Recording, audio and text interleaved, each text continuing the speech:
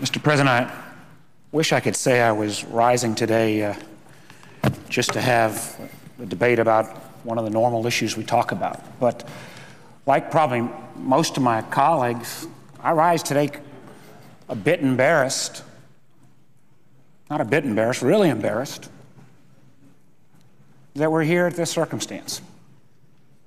People across Virginia cannot understand why we can't get this done. I had the honor of serving as governor of Virginia. I had a 2-to-1, I'm a Democrat, I had a 2-to-1 Republican legislature. We got things done. We compromised. We found that common ground that seems to be now viewed as a bad place to be.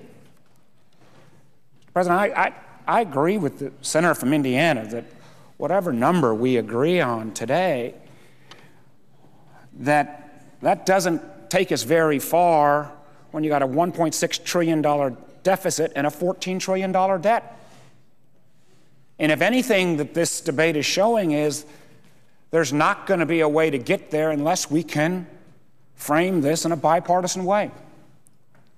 I agree with the senator from Indiana. We ought to go ahead and take the framework of the Simpson-Bowles plan and put it forward, and there's a group of us, Democrats and Republicans, who are trying to do that, and I know there's a lot of other members who would like to be part of that as well. We ought to take one lesson from this debate, that we're not going to solve the bigger problem unless we can start with a bipartisan basis. We've also heard this morning a lot of back and forth about what's holding this up. I'm not in the negotiating room. Wish I was. I don't know what's holding it up, but I do know this, as somebody who's followed this debate pretty close, that for the weeks of this discussion, it seems to have been focused on, can we at least take some small step towards attacking that deficit and cutting spending? And it seems to me from every bit of the press reports I've read, and I would love to say that I've got the insider view. I think many of us senators who are not in negotiations are trying to act back and forth what's going on. But from all the press reports, it seems like until the last day or two, this has been about cuts, and that there's been actually agreement on the number of and size of this first step of cuts. But now we've got these other issues. And I think, as some of my colleagues have said, there will be time to debate those issues. But why in the heck would we roll the dice with not just 800,000 federal employees, but millions of Americans who rely on some level of continuity to have these extra social issue divisions right now? I heard some of my colleagues say earlier, well, if we have to shut it down for a weekend, that won't be too much problem. I guess I'd say you don't have to worry about the federal employees. And Lord knows anybody that puts a red herring out. I appreciate Senator Hutchison and Senator Casey about making sure that our troops are going to get paid. I'm proud to be, regardless if we can't do our job. I frankly think senators and congressmen shouldn't be paid either if we shut down. And I promise not to take any of the salary if we are shut down. But just even for a weekend, what do you tell the motel owners, the restaurant workers, the private sector folks who are relying this weekend on people coming to Washington to see the cherry blossom? And you say that's small ball, but that's people's lives. Not federal workers, private sector workers. What do you say to the defense contractor in Northern Virginia who says, we shut this down, he's going to lay off 70 folks starting next week? What do you say to the shipbuilder in Norfolk who's living paycheck to paycheck and says they don't know whether they're going to see private sector dollars from their private sector employer, whether they're going to get paid or not? And what do you say to our soldiers who are fighting in Iraq and Afghanistan to try to spread democratic government if the greatest democracy in the world is going to shut down not over trillions of dollars worth of difference, but over some issue that may or may not have been introduced at the 11th hour? I don't get it. And the notion somehow that this will send a good signal of fiscal discipline. I'm proud, like my friend, the senator from Tennessee, we've actually spent more time in business careers than we have in political life.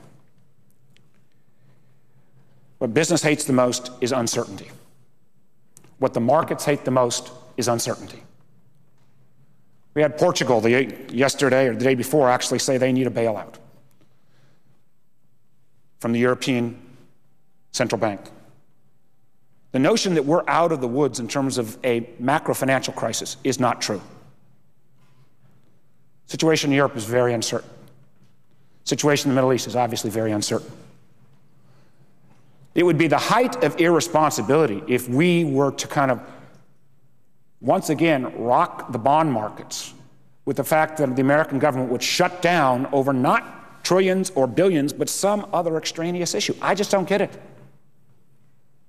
Economists that we've talked to have said that you could see up to a 0.2% decline in economic growth if we even shut down for a few hours. And frankly, we'd end up costing ourselves more than we'd save, because shutting down operations and starting up operations, as any business leader, as any government person who actually runs something knows, costs more money.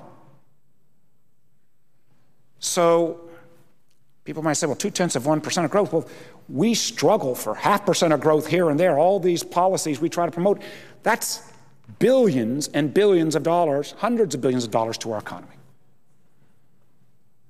So just as we start to see a little bit of good news with the job numbers last month, just as we start to see the beginnings of an economic recovery,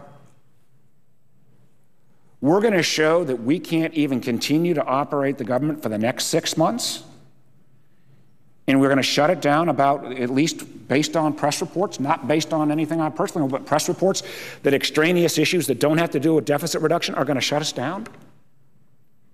Well, if we can't get through this challenge, what happens when we get and we move from small ball to the issue that Senator Coates, I know my colleague and friend Senator Carper and Senator Corker, we all want to be part of, and the presiding officer as well. How are we really going to take on that $14 trillion debt, which we add $4 billion a day to every day that we fail to act, if we can't solve this problem in a way that focuses on make the cuts, let the government continue to operate, not simply for the sake of the 800,000 federal workers, but for the countless millions in the private sector who depend upon that certainty, and move on to the question of how we find, I believe, again, the bipartisan solution, and I hope and pray that it's at least around the framework of the Simpson-Bowles approach, which puts everything on the table, revenues and cuts, and recognize we put our country back on the path towards long-term economic growth and prosperity. So I'm hoping and praying for the negotiators that they realize this is bigger than small issues. It's even bigger than this 73, 78, whatever number they finally determine. We will send the signal by our actions today whether we are willing to then move forward to take on the much bigger issue where we have to start. And again, I'll close with this comment. If there's anything we got to learn from this effort, is that if we start with guns ablazing at each other, we're not going to be able to take on the real issue that confronts us, the national security crisis that Chairman Mullen has said is the single biggest threat to our country, our long-term economic stability that is based upon the rising debt and deficit. With that, Mr. President, I yield the floor and hope and pray that we will come to a solution today.